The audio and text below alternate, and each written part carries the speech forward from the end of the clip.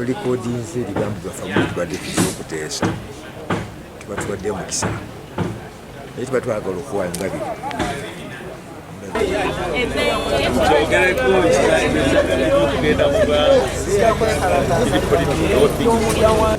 naye nga tuzimba eryaffe libeere twagala n'eryamma libeere litya tuzimbe amanyi gabeere nga gali wamu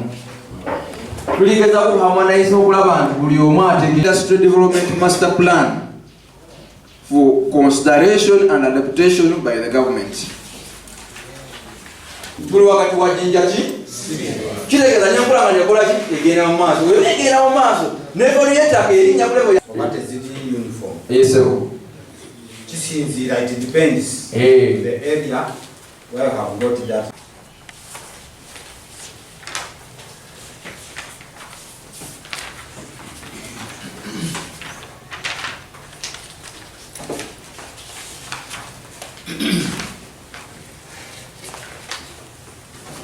asobola okukola kyona kyakola ki kyayagala okuyisaawo nga bwe tusobola kiyisa okukozesa ki numbers tulaba nga sukali era nsobola banti abalimi b'ebikajjo tuli minister of trade si minister of agriculture we are not eyo katereevu twasindiseeyo wabuddeya twazise mwami ani sebisesewaki ey'okulondako naye bise bagamba nti baagala minister yaba naye nga takaddala wansi waki wa commission naye nga mwomu yagenda okubeera secretary finance naye nga taka naye ddala lya commissioner abeeramu bwobola naye nga naye takolaki talonda naye mu boodi omuno yesanze nti yasanzemu defect muteeka gye bali bakisiiza mu 2 the sugar industry is regulated under the act twandibali tuyitibwa sugar cane industry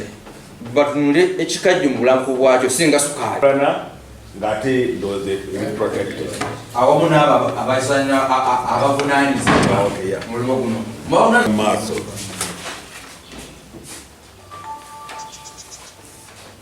kyekiba kiteekesebwawo akakaki bagamba the policy behind the bill is provided for the better development regulation promotion of the sugar industry. Erinnya nze Katerevu Julius chairperson w'abalimi b'ebikajjo mu Guleta Mukono.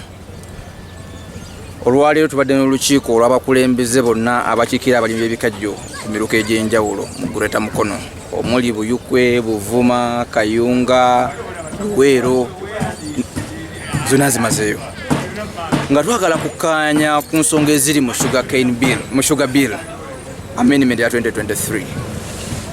era tuvudde nga tukkaanyiza ku bintu ebimu ng'abalimi b'ebikajjo mu ttundu lino.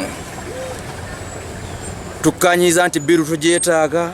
okukontrolinga omulimu guno ogw'ebikajjo. Twetaaga okubaako n'enkola etereeza omulimu. Kuba buli otamanya gy'olaga buli kuba olyokwala likutuusa gy'okola ki gy'olaga. So tukkaanyiza ku bintu bino wammanga nti omulimi yeetaaga okutunuulirwa mu nsonga y'emiwendo emirundi ebiri. Batunuulire ekyo omulimi ateekamu ki okutuusa ebikajjo bataanyi ku birimu okutuusa ebikajjo ku kampuni y'ababi bitutteko the cost of production y'omulimi eri tekizudde nga cost y'omulimi eri waggulu nnyo ate teryagitunulamu wadde ate nga terimiira atunda sukaali wansi wa level of his production. Tusaba gavumenti tulemu n'amaanyi mangi nnyo naye tusabe tuconsidering ng'abalimi b'ebikajjo. Twafunye ku bbaluwa ku mikutu ng'eva president ng'eyogera ku nsonga eziri mu bikajjo. Twewuunyiza nnyo ng'abali mu Buganda wano nti Buganda teyabaddemu naye ng'ate ebikajjo okubirima byatandikira mu Buganda. Sikolo yatandika wano 1924 omwaka guno eweze emyaka 10. Teri kampuni eyisinga bukulu mu Uganda. Kitegeeza mu mulimo gw'ebikajjo wantu tuli bakulu nnyo. Tusaba Madam Prime Minister stakeholders basabye otwongeremu era tukwagala ojjo tukyalireke erugazi wano mu Buyukwe. Osinkaneko abalimi b'ebiyuko otegeera obuzibu balina mu mulimo gw'okulima ebikajjo. Naye twagala kubanga tukola omulimu ogutegeerekeka. Tusobole okubeerawo emyaka sikolo gyebaddewo naffe nga twenyumiriza mulimo gw'ebikajjo. Nze Serubula Stephen Kinaalwa, member parliament w'abantu ba Lugazi municipality wano mu Buyukwe district. Leo tubadde n'olukiiko olw'abantu baffe abalimi b'ebikajjo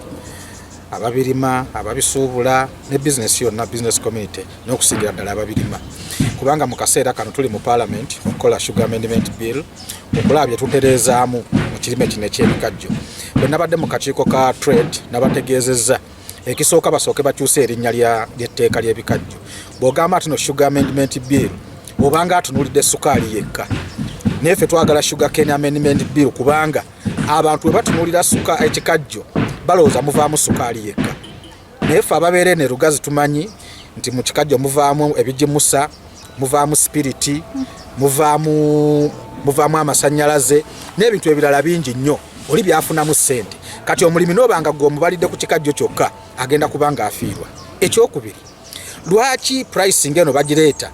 ate nga ku birime ebirala teriiko oli alima vanira we neyeetundira nga bw'ayagala oli n'alima kasooli we n'atunda nga bw'ayagala oli n'alima ebinyeebwa bye n'atunda nga bw'ayagala ate kijja kitya ku kikajjo okuteekamu bonna obujogoli obugenderako ku nkomerero n'olwekyo abalimi baffe abantu abali ewala w'abalimi twagala okubategeeza nti abantu baffe abalimi bangi ebyapa byabwe bigenze ennyumba zaabwe zigenze oluvannyuma lw'okusingayo ennimiro zaabwe ennyumba zaabwe basobole okulima ate ne basalwa busalwa era abantu baffe abaali beesigudde ku kikajjo kati ate bakikaaba bukaabi n'olwekyo gavumenti ng'ekyali eyeetudde njagala etunye ku muntu wa wansi n'atandikirwako enteekateeka oba fomula eweereddwayo mu bbiiru eno okulaba nti yeenaakozesebwanga eri abalimi okugula ebikajjo byabwe naye mujjukire nti abalimi bano abasinga tebasobola kunnyonnyola fomula eyo yateekeddwamu ekyokubiri era tebamanyi bulungi ngeri gyeyinza bayambamu newankubadde bamanyi nti baagala okufuna ku miwendo egyegasa nti kye bajja mu kulima kwabwe okwo okw'ebikajjo bwe baba babitunze babeerako wadde ne bafuna ekigulira maggala eddiba naye mu ekyo nze mbadde nsaba ku ludda lwa abatesitesi nti fomula bagigonzeemu ate erambike bulungi nti bw'okola bwoti ne bwoti oba olina kirozo bwe ziti ez'ebikajjo by'otemye kubanga wano boogerera mu tani naye n'atawezezza tani ayinza okwagala okutunda ng'asobola kubanga abantu ba wano bategeera nnyo ekigambo kiro n'okusinga tani n'olwekyo kibe nga kigonzebwamu mu tteeka lino omuntu aleme kubanga waliwo abamutegeerera waaba atunda. Nze mukyala Anna Lubuulwa. Amendment bill eri mu ministry eya trade and industry terina weeyambira mulimi wa bikajjo kisookera ddala fe abalimi b'ebikajjo tetuli basuubuzi okusookera ddala we were misplaced. We were supposed to be in the Ministry of Agriculture, not in the Ministry of Trade and Industry. Awo nno byonna ebiri mu bbaga eno bitunuulira nnyo omusuubuzi ate omunene so n'omutone yakeetandika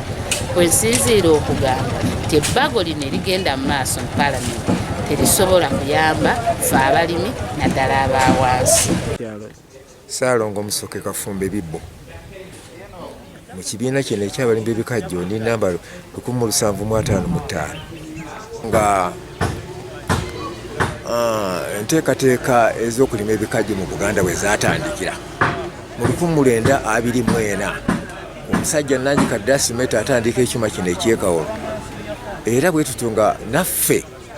yatufiiriza ettaka lyaffe lingi obaolyawo tulalimyeko emmere ate n'abaana n'ebimera ebiri wano gaffe wano mu Buganda bingi nnyo okusinga mu bitundu ebirala naye olaba nga mu zoning tetuliimu ekyo kiba kitegeeza ki kutusosola kiki tebaagala twebeegatte ekyo nakyo tukirabye nga kigambo kya kutunyigiriza era omulimu guno factories oba aba millers bo baba balaga government balaga sukaali nti gwe wajja ku bikajjo n'ebikajjo byaffe bivaako ebintu bingi omuli ebijimusa omuli spirit ate ngera ba millers batunda n'amasannyalaze ne bagaguza government n'olwekyo ffe tulaba nga n'emitwalo 22 ze bagula ttani y'ebikajjo ntono nnyo kubanga ebikajjo bivaako ebintu biki government yali badde ejja ne tulawamu n'abantu baayo nemanya ebizibu by'abantu bye basanga then nemanya ne ba millers bye basanga ne tukwasiza wamu naye nga ate ffe tulowooza nti yali badde eyongera ku ssente eziva mu bikajjo ba millers kubanga tulaba nga tubbibwa nnyo ebirala ebiva ku kikajjo ba mirrors tebabitunuulira tebabyogerako boogera ku kikajjo ku sukaali yekka